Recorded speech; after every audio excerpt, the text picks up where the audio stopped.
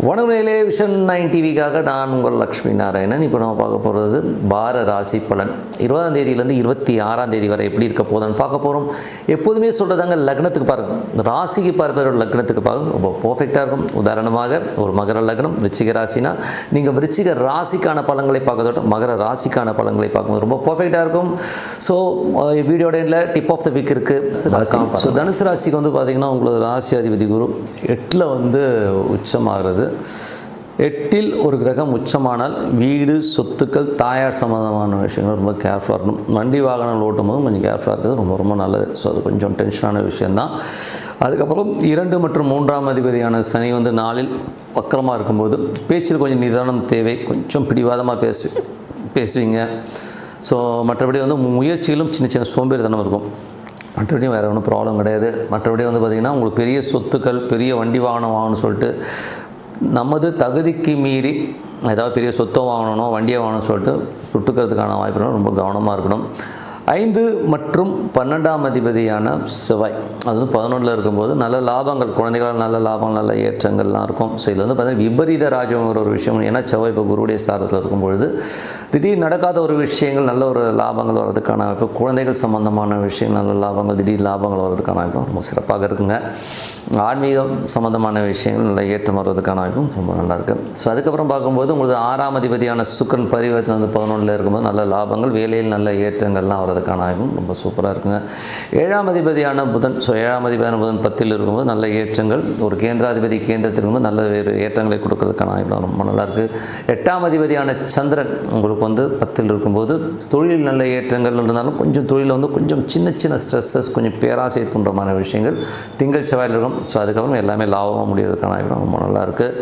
அதுக்கப்புறம் உங்களது 9ஆம் அதிபதி, ஸோ 9ஆம் அதிபதியான சூரியன் உங்களுக்கு 11ல் இருக்கும்போது தந்தை சார்ந்த விஷயம், நல்ல லாபங்கள், வெளிநாட்டில் இருக்கும் பெரிய லாபங்கள் இருந்தாலும் மன உளைச்சலை அடிக்கடி கொடுக்கும். அவங்க பேசுகிறது, நடவடிக்கைகள் சின்ன சின்ன மன உளைச்சல், அதாவது தந்தை சார்ந்த விஷயங்களிலும் வெளிநாட்டிலும் சின்ன சின்ன மன உளைச்சல் வந்து போகிறதுக்கான வாய்ப்புகள் கொஞ்சம் கவனமாக இருக்கணும். 11ஆம் அதிபதியான புதன் 10ஆம் அதிபதி புதன் வந்து பார்த்திங்கன்னா 10லே ஆட்சி இருக்கிறதா தான் அர்த்தம்.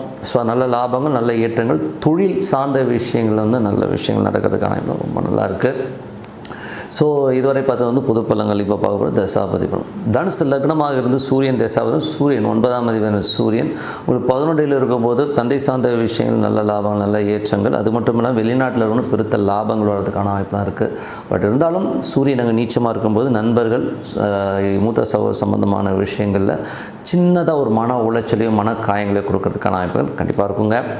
தனுசு லக்னமாக இருந்து சந்திரன் தசாபத்தி அந்தரங்கள், சந்திரன் 8ஆம் அதிபதியாக இருந்து அவர் வந்து தொழில் ரீதியான விஷயங்களை திங்கள் செவ்வாய் சின்ன மன உளைச்சல் இருக்கலாம். அதுக்கப்புறம் எல்லாமே லாபமாக முடியறதுக்கான வாய்ப்பு ரொம்ப சிறப்பாக இருக்குது.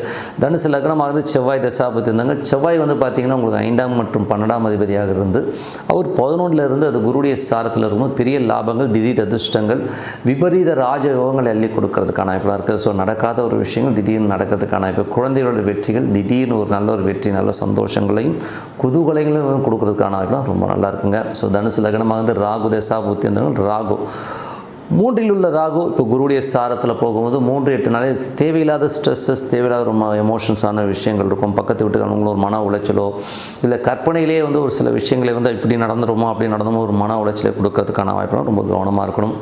தனுசு லக்னமாக இருந்து குரு தசாபதி 4ஆம் அதிபதி 7ல் வந்து 8ல் இருக்கும்போது வீடு, சொத்துக்கள் சம்பந்தமான விஷயங்கள், தாயாருடைய விஷயங்கள் கவனமாக இருக்கணும். வண்டி வாகனங்கள்லாம் ஓட்டும்போது ரொம்ப கவனமாக பார்த்துக்கிறது ரொம்ப ரொம்ப நல்லது. தனுசு லக்னமாக வந்து சனி தசாபதி 2, 3ஆம் அதிபதி 4ல் இருக்கும்போது சொத்துக்கள் விற்பனை சம்பந்தமான விஷயம், சின்ன மன உளைச்சல் வந்து அது சரியாகிறதுக்கான வாய்ப்புலாம் இருக்குது. மற்றபடி தனுசு லக்னமாக வந்து புதன் தசாபதி, புதன் வந்து பார்த்திங்கன்னா உங்களுக்கு பரிவர்த்தனை 10ல் ஆட்சி பலத்தோடு இருக்கும்போது தொழில் ரீதியான விஷயங்கள் நல்ல வெற்றி, நல்ல வெற்றிகரமாக அடுத்த கட்டத்துக்கு போகிறதுக்கான ரொம்ப நல்லா இருக்குது.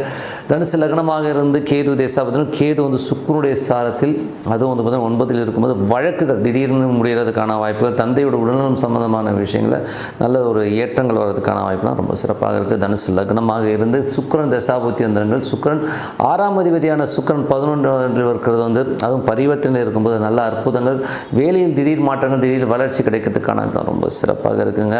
ஸோ மற்றபடி என்னங்க, என்னை பொறுத்தவரை ஒரு நல்ல மாற்றம் வந்து அடுத்த கட்டத்துக்கு போகிறதுக்கான வாய்ப்பும் சிறப்பாக இருக்குது. ஸோ என்னை பொறுத்தவரை பிரார்த்தனை ரொம்ப ரொம்ப அவசியம். மனதார இறைவனை பிரார்த்தனை பண்ணும்போது ஒரு அற்புதமான விஷயங்கள் கண்டிப்பாக நடக்கும். இப்போ பார்க்க போகிறது tip of the week. Tip of the week. So tip of the வீக்கில் வந்து நம்ம பார்க்க போகிறது வந்து நட்சத்திர பொருத்தம் தேவையா அப்படிங்கிறது தான்.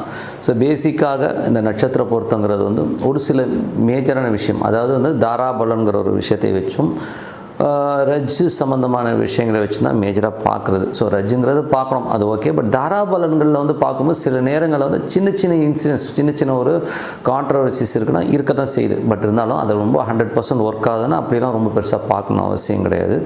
பட் இந்த நட்சத்திர பொருத்தங்கள் இல்லாமல் நீங்கள் மேஜராக பார்க்க வேண்டிய தசா புத்தி பொருத்தங்களை தான் மேஜராக பார்க்கணும். ஏன்னா வந்து இது தசா புத்தி பொருத்தங்கள் வந்து பர்ஃபெக்டாக அமைஞ்சிருச்சுன்னா உங்களுக்கு வந்து இந்த நட்சத்திர பொருத்தங்கள் ரொம்ப பெருசாக எடுபடுறதில்லைங்கிறது தான் என்னுடைய கருத்து. ஏன்னா நிறைய ப்ராக்டிக்கலாக பார்க்கும்போது ஒரு நட்சத்திர பொருத்தம் இல்லாத தம்பதிகள் கூட ரொம்ப அந்யோன்யமாகவும் சந்தோஷமாக இருக்காங்க.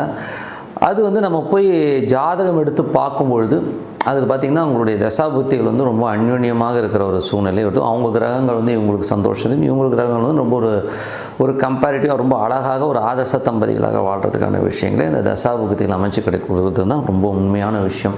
அது தசாபுக்தியில் மட்டும் இல்லாமல் தசாபுக்தியில் இருக்கிற அந்த நட்சத்திர நாதர்களும் வந்து ஒரு பாசிட்டிவாக இருக்கும்போது எல்லாமே பாசிட்டிவாக நடக்கிறதுக்கான வாய்ப்புகளை கண்டிப்பாக கொடுத்துருதுங்க. ஸோ அதனால் வந்து நட்சத்திர பொருத்தம் பார்க்கணுமானா நட்சத்திர பொருத்தம் வந்து ரொம்ப பெருசாக பார்க்கணும்னு அவசியம் கிடையாது. ஒரு சில விஷயங்களை மட்டும் பார்க்கணும், மீதியெல்லாம் வந்து ஜென்ரலாக கொஞ்சம் முன்ன பண்ணதாலும் தசாபுத்தி அந்தரங்கள் ரெண்டு பேருக்குமே அதாவது அவங்களுக்கு நடக்கிற தசாபுத்தி அந்தரங்கள் ஒரு ஆணுக்கு வந்து ஒரு தசாபுத்தி அந்தரம் நடக்குது, அது பெண்ணுக்கு வந்து 6, 8, 12 தசாபுத்தியாக நடக்காமலோ, அதே ஒரு பெண்ணுக்கு வந்து இது ஒரு தசாபுத்தி அது ஆணுக்கு வந்து ஒரு 6, 8 இல்லாமல் இருக்கிறத பார்த்துக்கணும். அவ்வளோதான், இதுதான் ரொம்ப மேஜர். அது மட்டும் இல்லாமல் கேது, ராகு இது மாதிரி தசாநாதர்கள் மேலே நடக்கும்போது அதுவும் தேவையில்லாத சின்ன சின்ன கான்ட்ரவர்சிஸ் உருவாக்கும். மற்றபடி வக்ரகிரகங்கள் ஒரு ஜாதகத்துக்கும் இன்னொரு ஜாதகத்துக்கும் கண்டிப்பாக நல்ல ஒரு பலன்களை கண்டிப்பாக கொடுக்கும். ஸோ இதெல்லாம் வந்து மேஜராக பார்க்கணும் ஒழிய ரொம்ப வந்து இதை மட்டும் பார்த்தீங்கன்னா உங்களுக்கு வந்து அவ்வளோ பர்ஃபெக்டாக இல்லைங்கிறது தான் உண்மையான விஷயம். ஏன்னா ப்ராக்டிக்கலாக பார்க்கும்போது இந்த மாதிரி விஷயங்கள், ஏன்னா ஒருத்தருடைய ஜாதகம் நல்ல ஒரு நட்சத்திர பொருத்தம் இருக்குது, நீங்கள் கல்யாணம் பண்ணிக்கங்கன்னு சொல்லிட்டு வந்த பொருத்தங்கள் நிறைய டைவர்ஸ்க்கு போயிருக்கு. ஏன்னா என்னடா கான்ட்ரவர்சிஸ் வந்திருக்கு, ஏன் இந்த பொருத்தம் இந்த மாதிரி ஆயிருக்குன்னு பார்க்கும்போது அவங்களுடைய தசாநாதர்கள் வந்து இவருடைய லக்னத்துலேருந்து பார்க்கும்போது அந்த பொண்ணுடைய தசாநாதர்கள் இருக்கிற இடம் 6, 8ஆகவோ 6ஆம் இடம் ரொம்ப அந்த டைவர்ஸுங்கிற விஷயத்த வந்து அது மாதிரி நட்சத்திராதிபதியும் பார்த்திங்கன்னா ஒரு 6ஆம் இடத்தோடைய சிக்னிஃபிகண்ட்டில் போகும்போது கண்டிப்பாக ஒரு பிரிவை ஏற்படுத்துங்கிறது தான் உண்மையான விஷயம். அதே மாதிரி ஒரு தசாபுக்திகளும் கூட பார்த்திங்கன்னா ஒரு தசாபுத்தியில் வந்து ஒருத்தருக்கு வந்து ஒரு பெரிய வெற்றிகளும் பெரிய சந்தோஷத்தையும் கொடுக்குற ஒரு நல்ல தசாபுத்தியாக இருந்தாலும் அவருக்கு நல்லாயிருக்கும், பட் அவரை சார்ந்த ஒரு சிலருக்கு அது மைனஸாகவும் இருக்கும். ஸோ உதாரணம் சொல்ல போனோம்னா ஒரு பெரிய பணக்காரராக இருப்பார், பட் அவருக்கு வந்து பார்த்திங்கன்னா ஒரு குழந்தையால் ஒரு சின்ன தலைவலிகள் இருக்கும், கொஞ்சம் ஸ்ட்ரெஸ்ஸஸ் இருக்கிறதுக்கான வாய்ப்புகளை கொடுத்துரும். சில பேர் வந்து பெரிய கோடியாக பணங்களை அள்ளி கொடுக்குறது கொஞ்சம் ஹெல்த் இஷ்யூஸ் கொடுத்துரும், ஹெல்த்தில் வந்து கொஞ்சம் சின்ன சின்ன பிரச்சனைகள் கொடுக்குறது. இந்த மாதிரி வந்து ஒரு ப்ளஸ் இருக்குன்னா ஒரு மைனஸ் இருக்குது அப்படிங்கிற விஷயத்தை நீங்கள் முதல்ல புரிஞ்சுக்கணும். அதனால் ஒரு 100% வந்து நட்சத்திரங்களை வச்சு நட்சத்திர பொருத்தம் ஒர்க் பண்ணோம்னா அப்படி ஒர்க் பண்ணுறது இல்லை. தசாபுத்தி அந்தரங்களை வச்சு பொருத்தம் பார்க்குறது ரொம்ப பர்ஃபெக்டாக ஒர்க் பண்ணுதுங்கிறத சொல்லிவிட்டு உங்களிடம் விடைபெறுவது உங்கள் லக்ஷ்மி நாராயணன். நன்றி, வணக்கம்.